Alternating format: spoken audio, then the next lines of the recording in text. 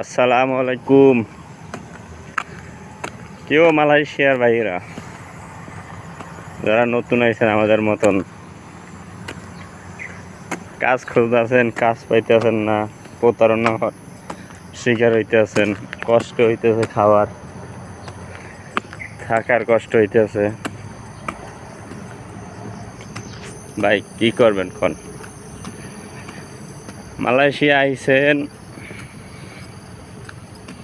কেউ বুঝে আইছেন, কেউ না বুঝে আইছেন, ঠিক আছে। সান্ত্বনা দেওয়ার আর কিছুই নাই, মালয়েশিয়ার পরিস্থিতি দেখতেই আছেন। তবে ভাই একটা জিনিস কি জানেন, খুবই খারাপ লাগে। বিষয়টা হচ্ছে আমরা বাঙালিরা না আসলে অনেক খারাপ। বাঙালিদের কেন মানুষ চোখে দেখতে পারে না? এই মালয়েশিয়ায় শুনছি বাঙালিকে অনেক আপ্যায়ন করছে আগে মালাইরা, আর এখন চোখে দেখতে পারে না,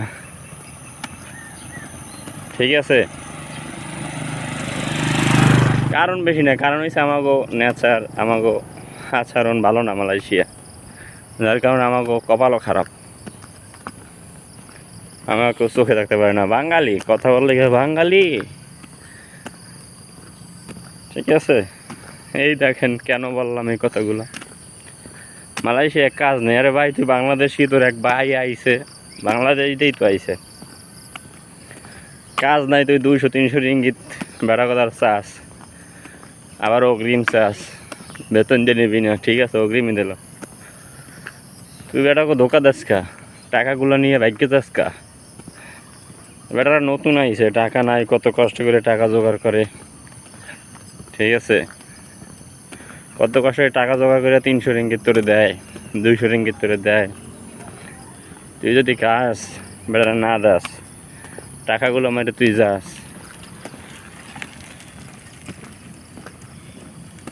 তাহলে কেমন দাঁড়ায়? ঠিক আছে। এই যে টাকাগুলো মারিয়ে যায়, এই কাজগুলো কি ভালো করে? ভালো করে না। কপাল খারাপ হইলে যারা হয়, বেড়া নতুন, আমরা নতুন আইছি, আমাদের 200-300 টাকা তুই দাবি করস দালাল।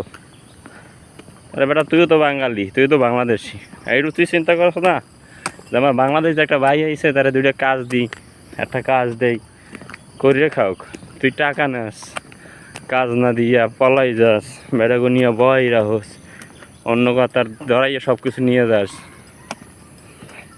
এই হচ্ছে আমাকে বাঙালির ভাই অবস্থা।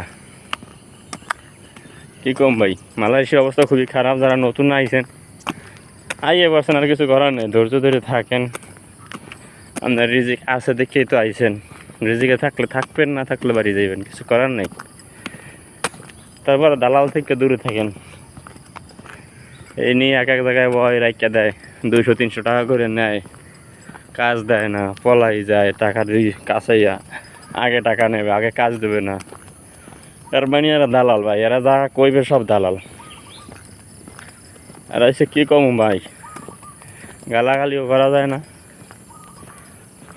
মালয়েশিয়া এই যে বাঙালির অবস্থা করতেছে, কাজটা ভালো করতেছে, কোনোদিনও ভালো না, অন্তত আমাদের পক্ষে ভালো না। তাই বেড়া ভাই, যে যেখানে আছেন এমন সাবধানে থাকেন, ঠিক আছে। দালালের হাতে পড়েন না, আল্লাহ আল্লাহ করেন, নামাজ রোজা করেন, আল্লাহ হেফাজত করবে, ঠিক আছে। দালালের হাতে প্রতারিত হইয়েন না, দালাল থেকে এড়াই চলেন। কাজ আপনার কপাল থাকলে হইবে, ঠিক আছে। তাহলে বাইরে ভালো থাকেন। মালয়েশিয়া কে কোন জায়গায় আছেন জানাইবেন অবশ্যই, আর ভিডিওটি শেয়ার করে সবাই দেখাবেন, ঠিক আছে। এই বলে ভিডিওটি শেষ করতেছি, ঠিক আছে। একটা ফলো দিয়ে রাখবেন অবশ্যই। আসসালামু আলাইকুম।